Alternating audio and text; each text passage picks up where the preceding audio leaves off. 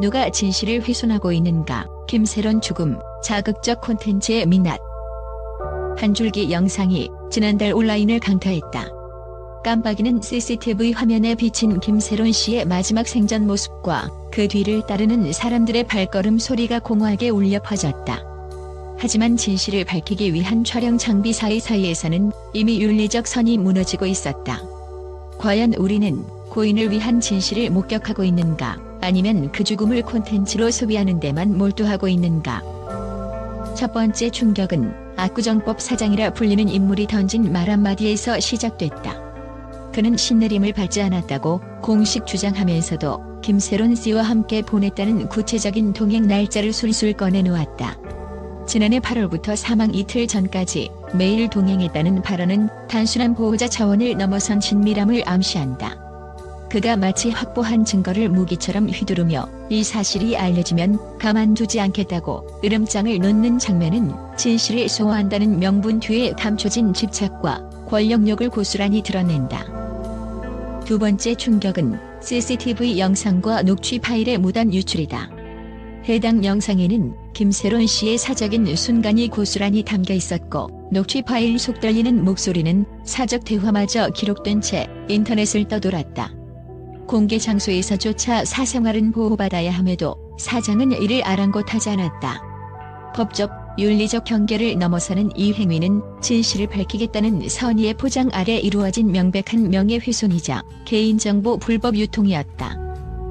유튜버 김세희 씨와 방송인 권영찬 씨의 언행도 논란의 한가운데 섰다. 김세희 씨는 김세론 씨가 문지방에서 바닥거렸다는 표현으로 고인의 정신 상태를 지탄하며 자극적인 어휘를 남발했다. 임신과 낙태를 둘러싼 자극적 추측을 덧붙여 사적인 비극을 선정적 소재로 전락시켰다.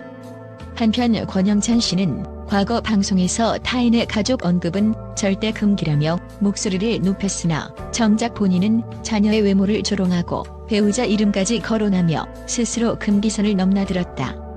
가족은 보호해야 한다던 그의 외침은 자신이 유리할 때만 적용되는 이중잣대임을 여실히 증명했다.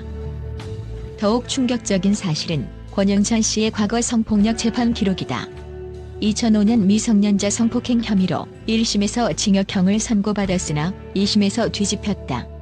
피해 여성이 민법상 미성년자였음에도 미성년자가 어디 있느냐는 발언으로 법적 기준조차 부정했던 그의 무책임함은 지금도 그의 발언 하나하나에 그림자를 들이운다. 스스로 정의를 외치던 그가 과거 자신에게 적용된 기준을 부정하는 모습은 진정성 없는 반성과 책임 회피의 전형이다.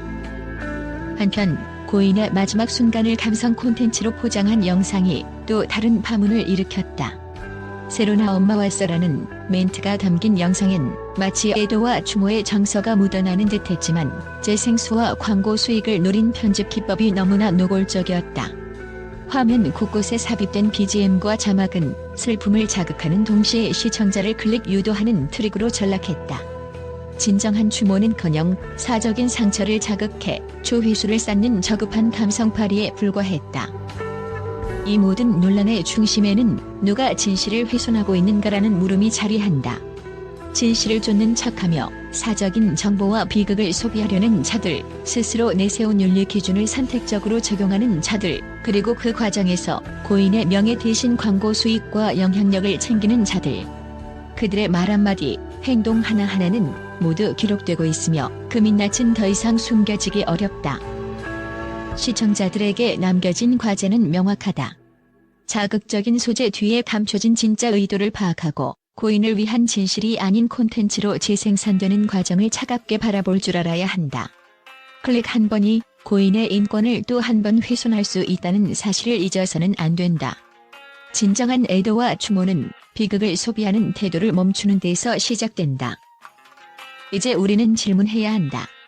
이들의 진실이란 과연 누구를 위한 것인가? 고인을 위한 정의인가? 아니면 자신들의 영향력과 수익을 위한 비좋은 개살구에 불과한가? 시간이 흐르면 거짓은 벗겨지고 진짜 모습만 남는다.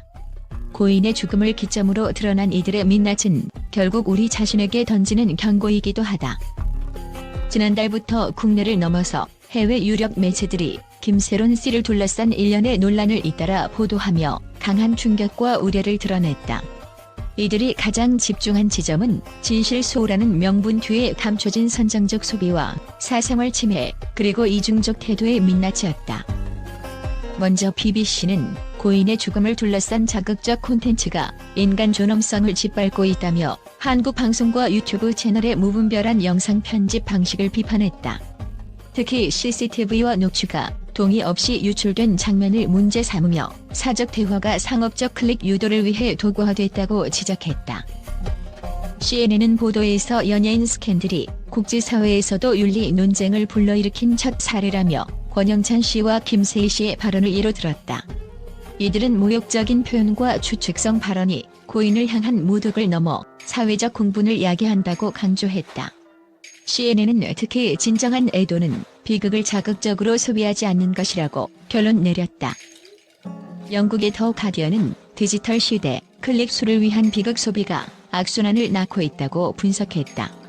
이 매체는 감성팔이 자막과 BGM이 삽입된 영상이 마치 다큐멘터리인 양 포장돼 시청자를 현혹한다며 콘텐츠 제작자가 누가 진실을 훼손하고 있는가라는 질문을 스스로 던져야 할 때라고 경고했다.